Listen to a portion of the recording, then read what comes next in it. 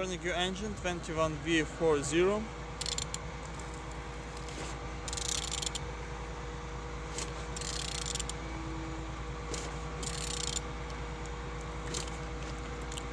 Turning good. The front engines looks good, as you can see. Have little damage on the plastic cover on these sides, but nothing critical. Altimeter look nice, and on these sides everything is good. Look, it's all on the gearbox. You don't see any damage.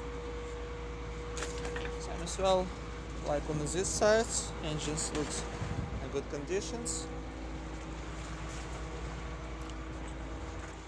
On the top, plastics cover have cracks on these parts.